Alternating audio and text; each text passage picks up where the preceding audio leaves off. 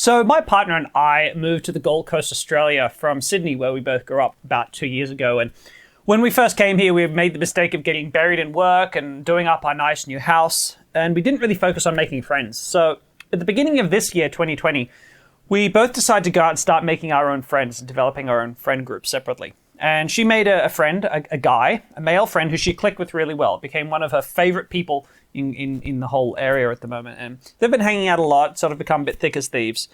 And about maybe a month ago, a few weeks ago, he started seeing a new woman. And this new woman has felt very insecure about the presence of my partner in this guy's life. And as a result, what she's tried to do is she started to try to exercise a number of control mechanisms to try to stop this situation, essentially, stop them being friends. And it's been, I won't talk about them all because these are real people. I don't want to delve too much into the private lives, but she's had a friend of hers go and have a serious chat to him about it. She's refused to add my partner on Facebook because my partner's reached out to be friends. And actually my partner's worked really hard to try to help this whole relationship develop. Maybe the girl doesn't realize, but my partner's actually helped him with texts. She's given him lots of advice about how to make her feel more comfortable. And, she's worked her butt off. And so given this girl is really trying to hurt her friendship with this guy, my partner's feeling justifiably bummed. And so we've had a lot of chats about it and what to do about it, how to feel about it. And what it's really brought to my attention is that control is everywhere. I mean, control is in a lot of relationships. And what we see control doing is degrading the quality of many relationships. And indeed with this guy, her friend, you can see that the more she tries to control him, the more her relationship is starting to struggle because we don't like to feel controlled. And that's what this video is about, is guys using control to try to control the situation they feel insecure about, but it really hurts them. Now, before you switch off this video and go, I don't have a control issue, what are you talking about? I'm not that person. Think for a second, when I said that I had a partner who became thick as thieves with another guy, did you feel like you needed to judge me for allowing my female friend, my partner to do that? Did you judge her for going off and having other male friends? Did you judge my whole relationship? It's probably unreliable. It's probably doomed to end, right? Did you feel like you wanted to set me straight in the comments? Have you already written a comment? If you've had any of these experiences, or you thought that you wanted to do one of these things, then you do. Control is a player for you, and it is for most guys. So this is a video for you. Keep watching.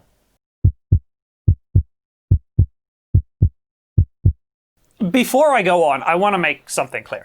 Control is not a masculine problem or a feminine problem. Both genders do it equally. Maybe one gender does it more than the other. I'm not sure which, but both genders do it a lot. However, most of my viewers are men, so I'm going to be more frequently referring to the male aspect on this than the female one, but definitely not isolating women out of this because they're guilty too. So feeling a sense of powerlessness is horrible, right? Feeling like you have a low self-esteem, things are going wrong, you can't control the situation around you is a horrific feeling. And very often one of the ways that we try to deal with this is by exerting control over the actions of other people so that we can wrench back some sense of control over our environment. Because you may not be aware, but your self-esteem and your sense of control over your world are intimately linked. And if we feel a complete lack of control, we very quickly can slip into a depression. It's a very powerful set of emotions. But there's a problem. Have you ever experienced someone trying to covertly control your actions? How did you feel about that person? Did you want to hang out with them more or less? My guess is you wanted to hang out with them less, right? And the worst thing of it all is the cycle that guys get into, which is if we feel powerless, what we want to do is we try to exert control over someone. When we try to exert control over someone, they want to hang out with us less. Because they want to hang out with us less, we feel more powerless. So because we feel even more powerless, we try to exercise more control, which makes them feel like they want to get away from us more, etc., etc., and it becomes a vicious cycle. And I know that a number of you watching, myself included in my past relationships when I was a younger man, have fallen into this trap of trying to constantly exert control. You can feel them getting pushed further and further away, and you can't seem to help yourself. The more you try to exert control of them, the more they want to get away from you, and then everything falls apart. So in this video, I want to talk about how we typically try to exert control over other people. First of all, to help you understand yourselves and Trying to control people when we're feeling insecure is insidious. We don't often know that it's happening. Like, a lot of men don't realize that we're using control as a way to attract partners into our lives. And that's why we're not getting partners into our lives, because we're trying to do it through a control mechanism. So it's, first of all, it's to help you identify the actions in yourself, so you can, I guess, shine a light on it and stop. But secondarily, it's also because you don't want to date partners who are controlling, who use control as a way to deal with their self-esteem issues. And everyone has self-esteem issues. But if that's their primary go-to, it's maybe a way to either avoid the situation or help to work with them and educate them and get them away from that habit. So there are lots of ways in which people try to exert control, but I'm going to talk about 3 of the main ones that I see a lot of. So the first one is shame. And shame is massive, both on a societal level and on a personal level. Shame is a control mechanism that's always used to deal with insecurity. So men, for thousands and thousands of years, have been insecure, scared of female sexuality. And so for thousands of years, we have shamed women for exhibiting any forms of their own sexuality, right? It's embedded into our culture, into religion. It's so deeply embedded, right? Shame is used more recently by feminists, right, to try to control men's actions. And in fact, I'd argue that one of the reasons why feminists are so unpopular with men is because they've pretty much all through feminist history, they have tried to use shame to control our behaviors. And when someone does that, you don't want to communicate with them. You don't want to have dialogue. You don't want to talk. You don't want to have a rational chat, because you're being judged, right? You're being judged like you're a bad person for X, Y, Z. And because they use that shame mechanism, men will always struggle to want to listen. And it's always been brute force that they've used. And to be fair, men do it as well. But yeah, that's why the feminist movement gets such a bad rap. And justifiably so in some ways. But let's flip it away from the macro scale and get a little bit more personal. There's every chance you found yourself wanting to judge me for allowing my partner to have close male friendships. Maybe you want to judge my partner for having close male friendships while she has a boyfriend, right? Maybe you want to judge that guy for daring to become close friends with a woman who's already spoken for. Any of these judgments could be coming apart, right? And the truth is that you judge because you want one or all of us to feel shame, to feel ashamed, right? And anytime you're judging a person, what you're wanting to do is control them, because what you're going to do is you want them to know that they feel ashamed. And once they feel ashamed, you want them to curb that behavior. That's how we try to control it. And shame is a very negative emotion. So you're wanting to inflict a negative feeling on someone to curb how they behave. And this can appear in really, really small things. For example, let's say that you're on a date with a woman who checks her mobile phone a lot of the time, right?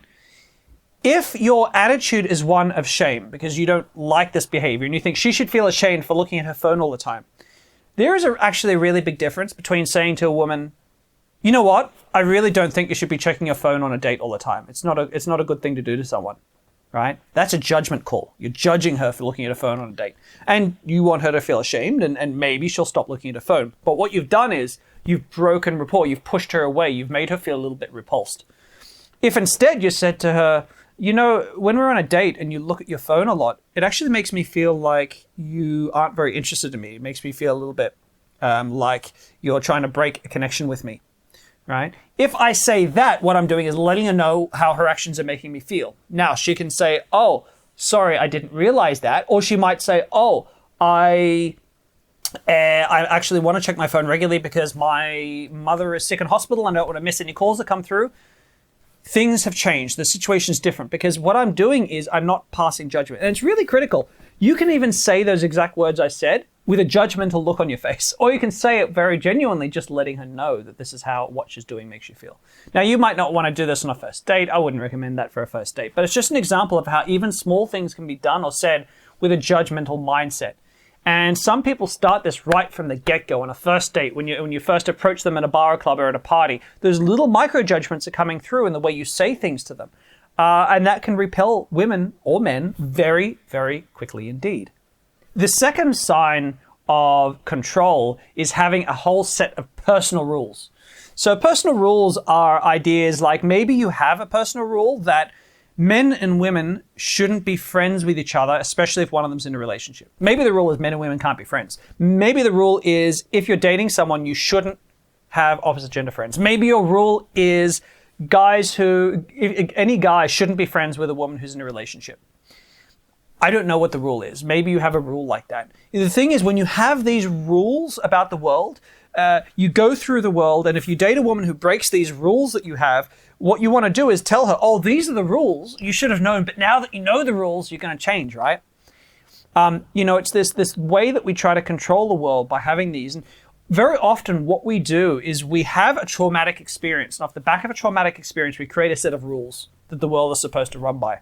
So I'm a member of many men's groups, online and offline, Facebook men's groups, even Reddit men's groups. And, the men in these groups are decent guys, really wanting to help each other out.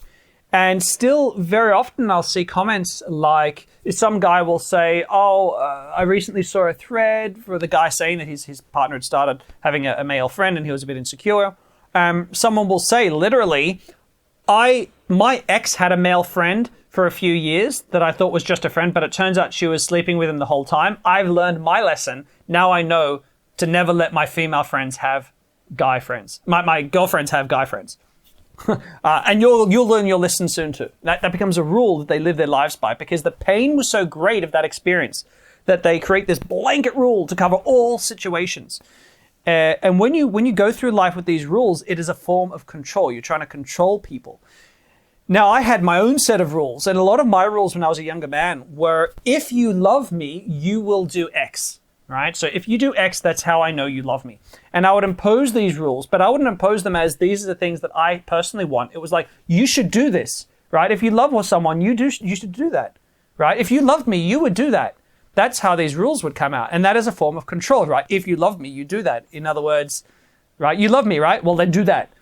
So these are ways that men and women often try to exert control. And if you recognize this in yourself, it's a pattern again that will repel partners rather than attract them into your life. Now, this last way of trying to exert control, I think risks rubbing some guys the wrong way. But I gotta say, because it's such a massive one, thinking that everything is the woman's fault, or thinking that everything is somebody else's fault. When we feel powerless, when something goes wrong, when we feel rejected, when we feel hurt, when we feel like things haven't gone our way, the blow to our egos can feel immense. And one of the ways to protect ourselves from that blow is to refuse to take any of the blame ourselves. So instead what we do is we reflect that blame outwards and we say, well, it's everybody else's fault. It is, I'm not getting results on Tinder. It's all Tinder's fault because Tinder's a big joke, it's fake, and Tinder just wants to make money and not really get anyone matches. If you get rejected in a bar or at a house party by a cute girl, you'll say to yourself, well, you know what? Women are just narcissistic little children. All they really want is to play head games with guys. They don't really want to get with guys. They just want to mess with them. Okay. Now, here's why this is so insidious this is so dangerous as a mindset, is that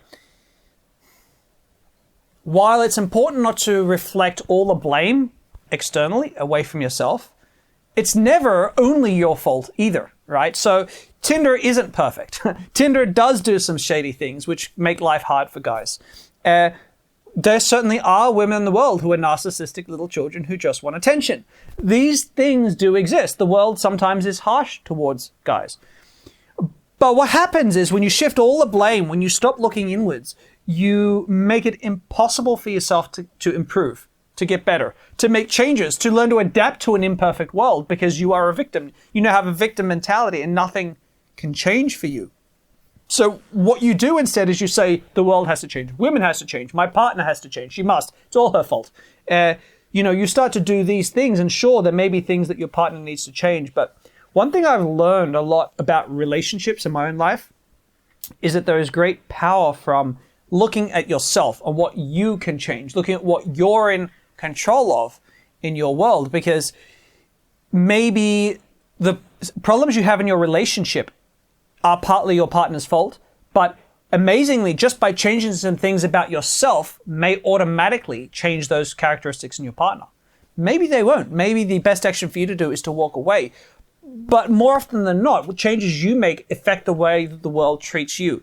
Very frequently, I don't get played games with by women. Why not? Why do other guys get play games with a lot? Because I just don't project that that's okay to do with me. So women who want to play games with me don't get very far. They don't get, when they try to play games, I don't play back. I just take a step back and they lose me. So they don't get any feedback. So they don't get off the ground. And if they do actually like me, and they usually play games to try to get a guy attractive, they stop quickly because they realize it's not working. So I don't get subjected to that stuff. And so you'll find frequently, not everything, but many of the things in life that you've suffered through, working on yourself first will prevent you from suffering with those things again in the future.